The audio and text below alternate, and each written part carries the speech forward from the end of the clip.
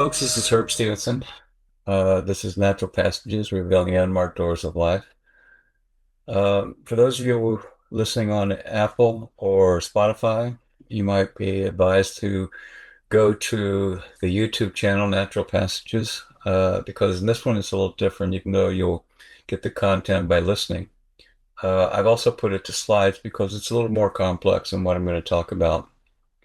With that said, a little background. Prior to podcasts were on doubt. One, how self-doubt can undermine your success personally as well as professionally. And the second one was on organizational doubt and how it can seep in and basically undermine project or organizational success. And I left a message in the last one saying to you, I thought I would do a third one, which is when do you listen to doubt, or sometimes we refer to it as gut feelings. And the idea behind that is that there's a process, or there is I guess you call it a abductive logic, or it's now called abductive reasoning that's been revealed over time. And so I'm going to introduce that. So right now, I want to point out to us, remind us, doubt can be insidious when it's used to undermine change, whether personal or professional. And that's what we talked about before. But doubt can be useful. And in today's environment, and this is what I really why I brought this up. Most of you are aware we're in a VUCA environment, which is volatile, uncertain, complex, and ambiguous, and doubt can grow exponentially. It can create active inertia, which means you're kind of stuck in your way, or paralysis by analysis and nothing gets done. It also can be used to question what we are not seeing or considering, meaning breaking typical logic and problem-solving solutions. So today, a lot of frustration, a lot of my clients, just a variety of places around the world in ministries, are seeing the situation as extreme foobar, which I'm sure all of you know what foobar is. And the problem with it is it's left us in a frantic situation in many cases. It's like the logic of what do I do next? But you don't know what to do next because the rules of everything are constantly changing. And you can look at that politically, economically, or otherwise. So we're in a very unusual situation. And that's why I wanted to bring this up that doubt can be useful.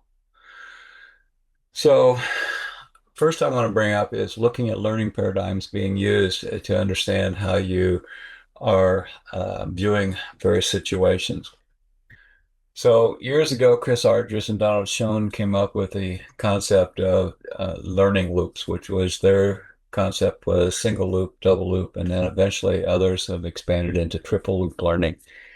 And it helped explain why some changes are superficial while others are transformative. And it basically means is how are we learning or how are we addressing or how are we looking at perceiving the situation?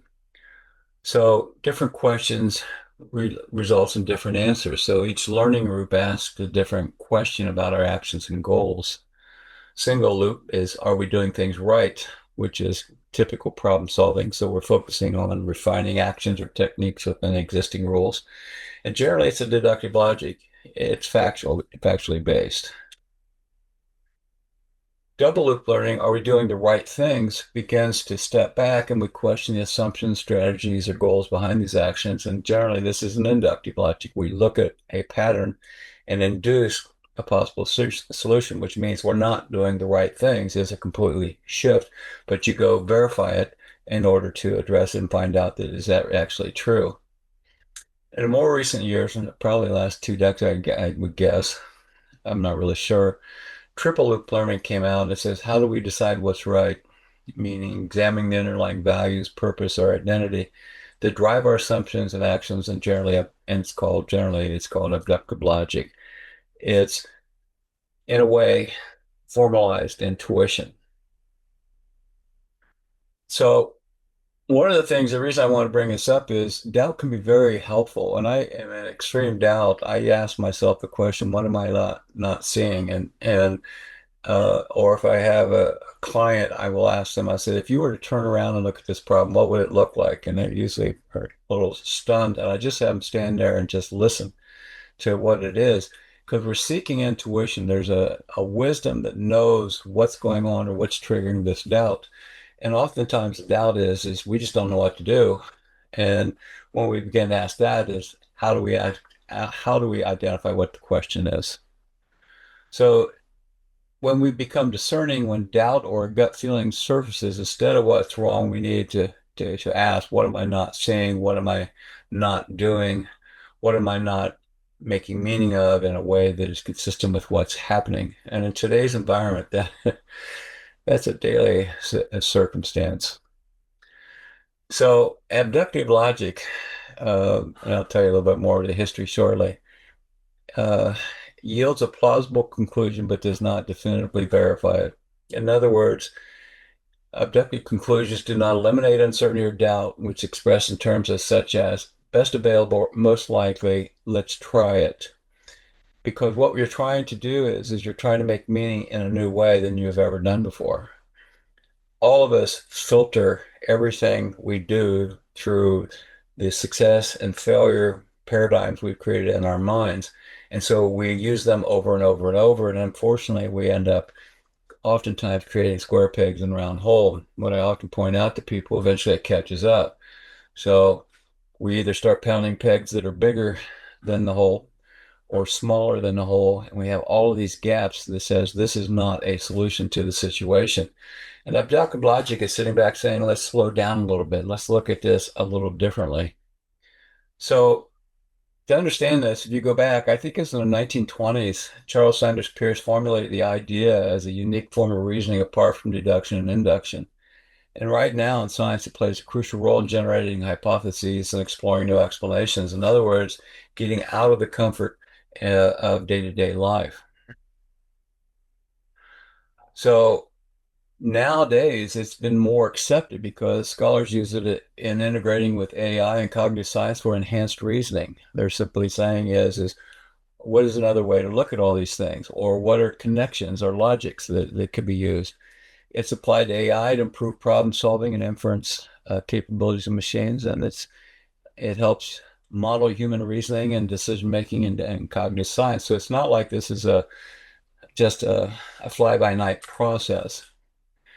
So it also it helps scientists form hypotheses from puzzling observations as a first step in discovery. Generates explanatory hypothesis, which basically means looking at something that outside the realm of what we would normally look at it. And then it assists us in testing, confirming the hypothesis, driving through breakthroughs and knowledge advancement. In other words, a discovery process of something new. So today, the abductive reasoning defined is it helps people form the best explanation from limited information quickly and effectively, which is what we're dealing with in a VUCA environment. People use this reasoning daily to infer causes and explanation for events around them. And what it does is it allows them to break their traditional inductive or deductive reasoning of how to address a problem. Right now, we may not even know exactly what the problem is. We're just seeing the symptoms for various other things and we're trying to address it. So what I like to do is I look at it this way, and I'm not sure if you're all familiar with holism, but holism basically says the whole is more than the sum of the parts. Abductive logic then applies that and says these are all the parts, but how do they form together to create something that makes meaning that we are not seeing right now? And when we begin to extrapolate and formulate that, we begin to create inferences and connections and actually ways of seeing possible solutions to the VUCA environment. So instead of being lost in the volatile, uncertain, complex ambiguity, we begin to formulate a meaning-making process that can support us in our development and moving forward. So what am I not seeing? Abductive logic is not necessarily seek causal connection, but more like merging or influencing dynamics that will create more clarity to support you. So it's not necessarily formulaic initially, but it is opening you to new discoveries. So another way of looking at this is deductive logic is leads down, so the conclusion is guaranteed true because if A B equals to C, then you know what it is. Inductive logic leads into it. The conclusion is probably true And that was why the first one is, are we doing things right? The second thing is, are we doing the right things? But the third one is leading us away from traditional thinking that prevents us from seeing a possibility of something else. And so our conclusion might be just the best guess, but if you can't come up with a solution or anything that feels like you're somewhat aware of what's happening, then the abductive logic can be useful to you. Looking at it from a learning loop perspective, then action techniques within existing rules is a single loop learning, and most of us do it. And am I doing this right? My behaviors, it's adjusted or improved. I do something differently or more efficiency. My mindset is unchanged. I work under the same assumption and goal, but maybe with more supervision. The outcome is incremental improvements, quick fixes. We're solving a surface problem. The loop addresses behavior change, but does not necessarily challenge one's broader thinking or values. Inductive or double loop learning, assumptions, strategies, and underlying policies are focused. So, are we doing the right thing? Behavior changes as a result of these new strategies. You may do something entirely different once you reconsider your approach or what you're focusing on. The mindset's changed because you update or abandon some beliefs, goals based on reflection. This is one of those that is very helpful because when I walk in an organization and people tell me, well, this is the way we've always done it, I realize we have to have a mindset change.